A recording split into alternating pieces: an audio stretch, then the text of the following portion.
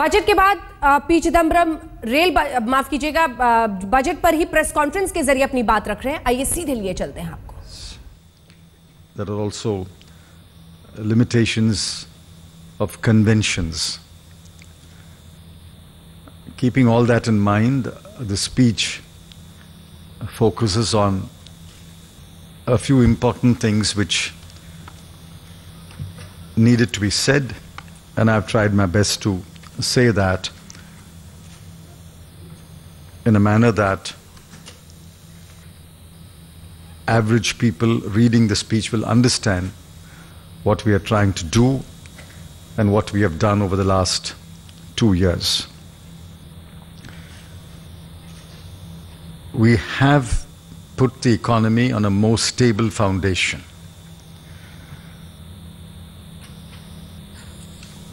As I said in paragraph 15, the fiscal deficit is declining, the current account deficit has been contained, inflation has moderated, the quarterly growth rate is on the rise, the exchange rate is stable, exports have increased, and hundreds of projects have been cleared. That clearly indicates that the economy is more stable and will be able to withstand any shocks, if there are any. The second point that I wish to make was, look at what we have done over the last 21 months in 2012-13 and the 9 months of 2013-14. These are listed from paragraphs 22 onwards, and I'm sure you have looked at them.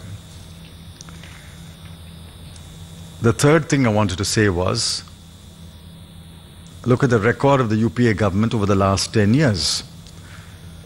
It is but natural for a finance minister presenting the last budget of the term of this government to look back over 5 years or 10 years.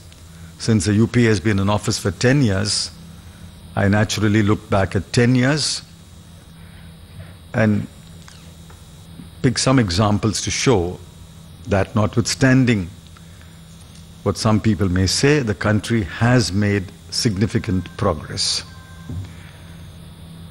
I've also pointed out that in the 10-year period, even if you break it down into 2 5-year periods, the trend growth rate in this 5-year and 5 years is higher than the trend growth rate of 33 years. In fact, that is the most significant statement in the budget speech. The trend growth rate over 33 years is 6.2%. Between 1999 and 2004, the government delivered 5.9%. Between 2004 and 2009, government delivered 8.4%. And despite our difficulties since 2009, in the period 2009 to 2014, we are delivering 6.6%. I think people can draw their own conclusions of how growth has been pushed. The next point I wish to make was that we are providing enough for our government's initiatives in the social sector. Every flagship program has been given adequate funds. None of the key ministries has been given money less than what was given in 2013-14. It's either equal to or more than what was given in 2013-14.